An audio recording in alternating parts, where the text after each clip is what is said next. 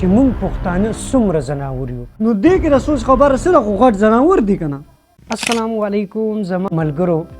زمونږ او ستاسو د خوښې د انور مقصود صاحب د پروګرام په شانتې د یو پروګرام آغاز کوو چې په کوم کې به د پښتون معاشرې د ناکړدو په خبرو اترو یعنی په اګتو بګتو په طرز باندې به د هغه پیغام مونږ تاسو ته در رسو. مونږ د خپل پروګرام آغاز د انساني تاریخ نه کوو.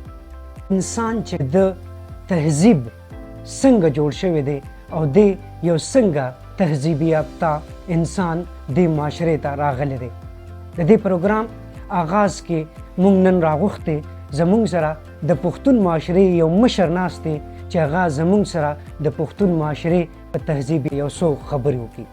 السلام علیکم بابا جی. مونږ تاسو ته په خپلو اګتو بګتو کې خرکلی وایو. په الله ګران شي بچې او دا راته ووایه چې تاسو څه له راغوښتې یم. کو هسې اګتې بګتې کې نو وخت نشته ځکه چې بیا په میله کې د مداري په غونډه کې ماته ځای نه میلاویږي. او که نه مشره ستاسو قیمتي وخت نه خرابوم. ستاسو دې شوق خو مونږه دې مقام ته رارسولي یو چې دومره ترقیم کړې ده او مونږ خو ټول عمر دې مداریانو لوبولي یو. خوله سمه خوځه وه بچیا ته تاریخ وګوره. مونږ داریانو نه لبولي مونږ انګریزانو پلاران لبولي دي. او که نه ځکه خو انګریزان زمونږ غلامان پاتې شوي دي. د هغوی ترقي چې کوم ده زمونږ نه بغیر نیمګړې ده. وګوره که نه مشره زه اوس هم د یو سور کافر کتاب ګورم. غلی شمړه انګریز د پلار دی چې ته د انګریزانو کتابونه ګورې.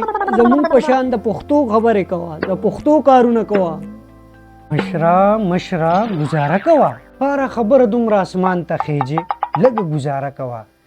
دې انګریزانو د دې کتابونو په دولت باندې هغه د په ټوله دنیا باندې خو حکمراني کوي. دا وربوز دی ووه او انګریز به سي او کامیابي به سي. خو هسې دا دنیا د هغې دپاره جنت دی او د مسلمانانو دپاره دوزخ. لږه سخته خو به تیرو.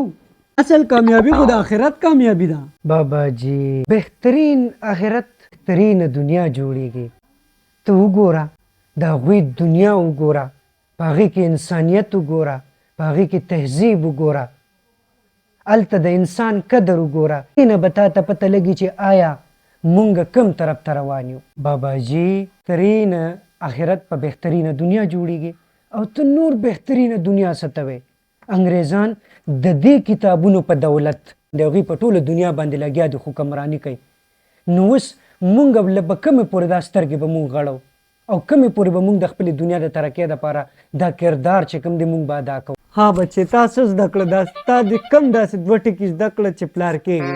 د دې کتاب نه ما دا زده کړل چې مین از ا سوشل انیمل. څه شی انیمل مطلب یې دا دی چې انسان معاشرتي ځناور دی. نو زما د ذهن ته بابا یو سوال راځي چې مونږ پښتانه څومره ځناور یو. نه خفه نه شي بابا څومره معاشرتي ځناور یو. د دې په باره کې ته څه وایې بابا؟ ای په پیر دې مل شه لکه د ځناورو خبرو له دې راغوښتی یم او دا خبره ګورې د کمال نه تشه نه ده د دې سور کافر او دا خو ټوله دنیا ته پته ده چې پښتانه څونه غټ ځناور. بابا جي زه ستا په دې خبره ونه رسېدمه. څنګه غټ ځناور دي پښتانه؟ ته په دې خبره باندې لږ سوچ وکړه. په دې کې را سوچ او دغه څه خبره ده په ټوله دنیا ته پته ده چې پښتانه څونه غټ ځناور دي. بله ورځ راته نوسي راړولې وه په موبایل کې چېرته په جومات کې وړو غوبل کړی ماشومانو په تراو کې. نو یو بلې په چړو چاقوانو والې دی او ښکلې ځوانې په چړو سیرلې دی په چاقوانو او مړ کړی دی. ای زما د توبې خدایه ته نور ځناور څه ته وې. خبر شومه چې هغه ماشوم چې کوم وژلی شوي دی ځوان هغه چېرته غټه یونیورسټۍ کې سبق وي چېرته غټ کالج وکړو یونیورسټي وي دا غواړه وی نو په هغې کې سبق وي او بله ورځ به فارغېدو بیا به نوکري کول او هغه په چړو سیرلی دی. نو دې کې د سوچ خبره سره خو غټ ځناور دي که نه. ته ځناور نور څه ته وې؟ بابا داسې ځناور نه یادی مطلب یې ته انسان دی. وی یو باز تهذیبه معاشره چې کوم دی یو با تهذیبه انسان جوړی. دا مطلب یې دی. بابا ته پکې کم طرف ته لاړې او که نه تا کې د مشر ادب نشته مخامخ جواب ورکړې. زه هم دغه خبره کوم چې پښتانه ډېر معاشرتي با تهذیبه ځناور دي. لور خور خو بیخي معاشرتي ځناور ګڼي، نه سکول ته پرېږدي نه ولې په جایداد کې حصه ورکوي. او په دې خبره خو موږ له فخر پکار دی چې خور مور ته حق غواړي نو بیا پې خفه کېږي، بیا یې کور ته نه پرېږدي، د کور یې بار کوي. یاره بابا روجه به باندې لګېدلې ده، د خبرې مطلب څه یو ته ترې مطلب څه وباسې. د دې خبرې دا مطلب نه دی، دا ته چې کم بیانې. ولې بچیه ته خو داسې شاټ شوې لکه خور چې د سړي نه حق غواړي خپل.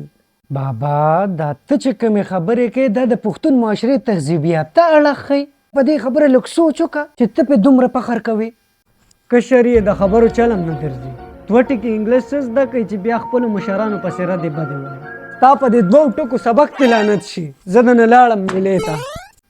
ناظرینو ځکه چې بابا پې نور غوسه کېږي او د سپېمو ته پې وردانګي، خو تاسو په دې خپل چاپېرچل کې دا وګرځئ، نظر واچوئ او دا سوچ وکئ چې موږ پښتانه څومره ځناور یو، معاشرتي ځناور یو، او ستاسو د رایې انتظار به کوو.